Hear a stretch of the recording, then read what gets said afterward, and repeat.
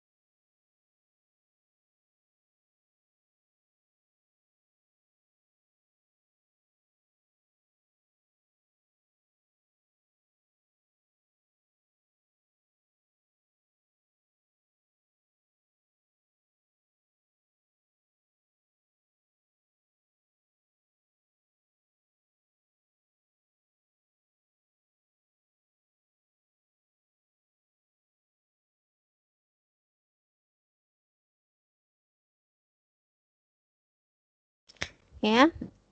Baik, kita mulai saja. Assalamualaikum warahmatullahi wabarakatuh.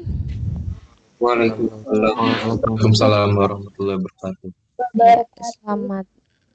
Selamat pagi menjelang siang. Pada hari ini kita akan melanjutkan materinya, dan seperti yang sudah disampaikan oleh Pak Julian tadi bahwa untuk hari ini kalian akan diminta untuk menyelesaikan ada sebuah studi kasus. Kalian diminta untuk membuat DFD berdasarkan studi kasus tersebut. Nah, sebelum kalian membuat DFD tersebut berdasarkan latihannya, saya sedikit di sini sebentar ya. Saya share screen dulu untuk studi kasusnya.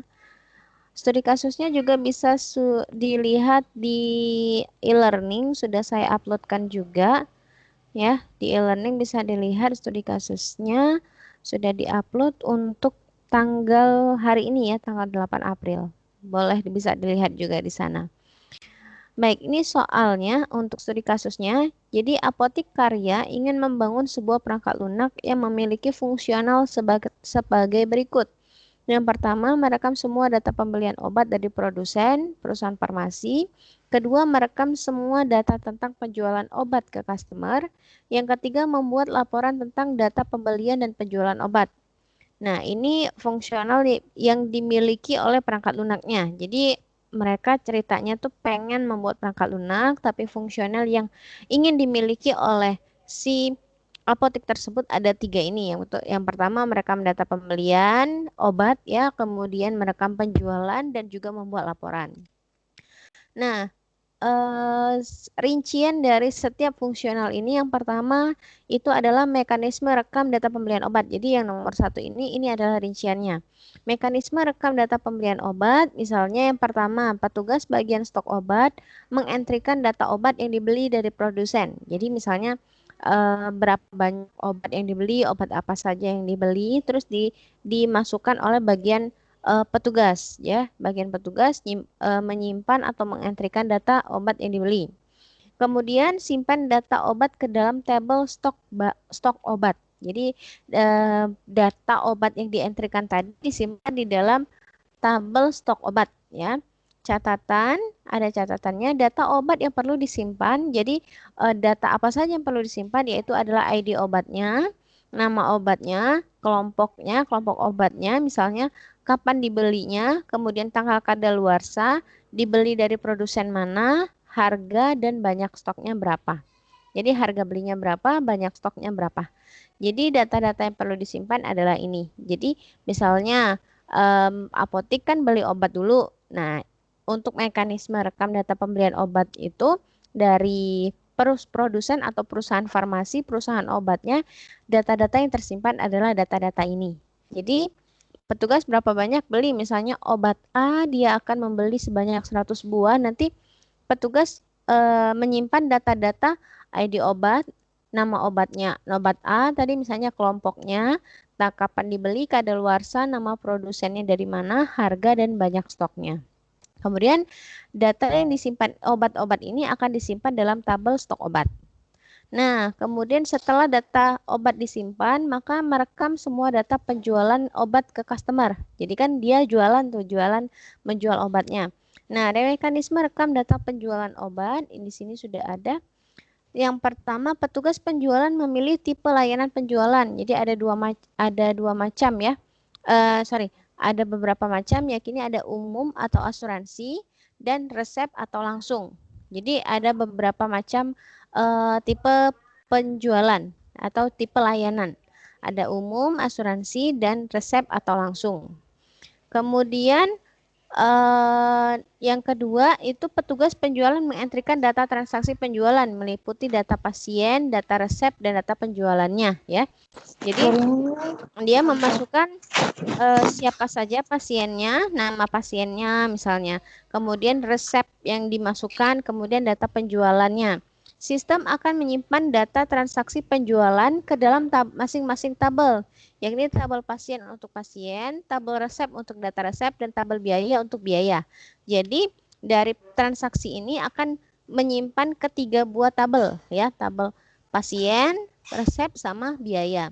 Sistem akan mengupdate data stok untuk obat yang laku atau terjual. Jadi misalnya di sini tadi stok obat A itu 100 buah, nanti misalnya ada orang atau ada pasien yang membeli obat A tersebut, maka membeli satu, maka stoknya akan berubah menjadi 99 seperti itu ya. Kemudian setelah penjualan maka dilakukan mekanisme pembuatan laporan. Pimpinan memilih jenis laporan yang ingin dibuat, yaitu laporan harian, mingguan, bulanan, atau tahunan. Jadi ada 4 macam. Sistem akan mengambil data dari masing-masing tabel dalam database untuk pembuatan laporan.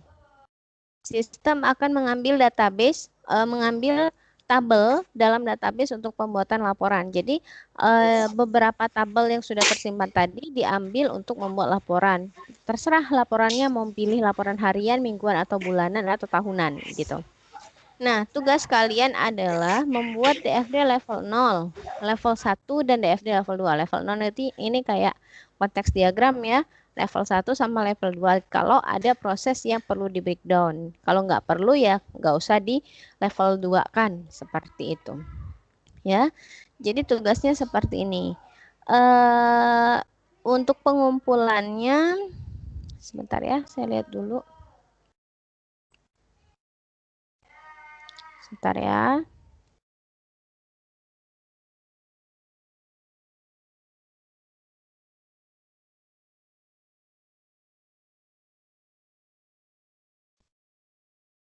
Ini sebentar untuk pengumpulannya.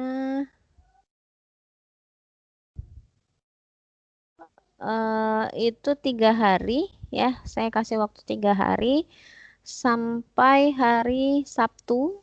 Pengumpulannya sampai jam 12 siang ya, sampai jam 12 siang. Pengumpulan terakhir hari Sabtu tanggal 10 April jam 12 siang. Kemudian untuk format pengumpulannya, sebentar, mungkin saya share screen.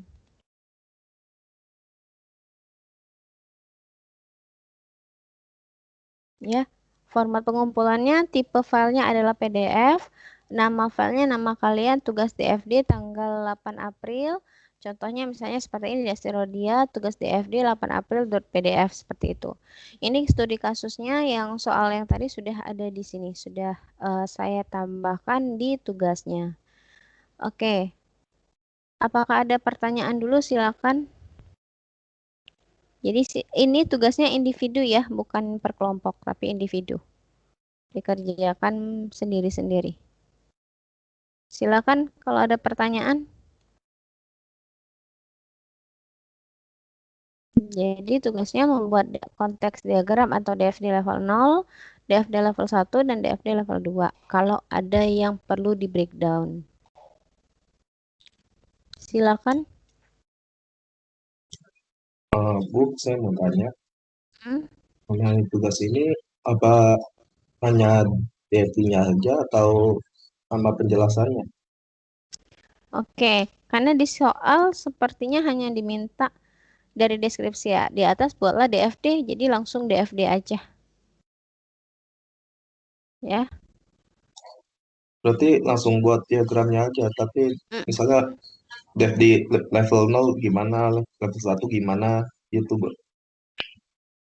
Maksud gimananya, maksudnya bagaimana? Ada analisis sedikit atau bagaimana? Eh, Pembagian diagramnya, diagram. Misalnya ada Oh, 2 diagram gitu, konteks diagram oh, sama level 1. oh ditulis, ya ditulis yang mana DFD level 0, yang mana DFD Iya Bu. level 1 diberi keterangan ya, silakan. Tapi nggak usah dijelaskan DFD level 0 ada ini untuk bla bla bla bla bla, itu nggak usah.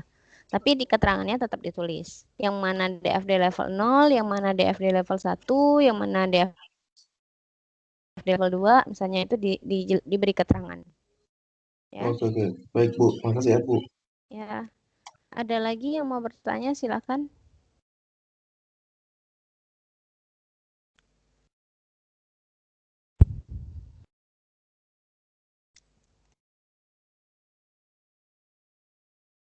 Sampai jam 12 siang ya, hari Sabtu ditunggu.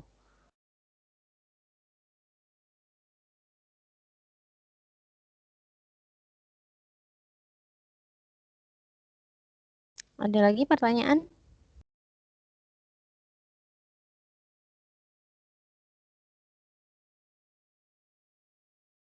Belum ada? Baik, kalau belum ada pertanyaan, mungkin untuk pertemuan kali ini saya cukupkan sampai di sini dulu ya. Silakan tugasnya dikerjakan. Ditunggu, diingatkan kembali sampai hari Sabtu jam 12 siang. Nah, kalau misalnya lebih dari situ, maka tidak akan diterima lagi. Ya, jawabannya tugasnya tidak akan diterima lagi. Mungkin segitu dulu untuk pertemuan kita hari ini. Ya, saya cukupkan sampai di sini. Saya akhiri. Wassalamualaikum warahmatullahi wabarakatuh. Waalaikumsalam. Waalaikumsalam warahmatullahi wabarakatuh. Makasih ya Bu. Terima kasih Bu. Saya izin live ya.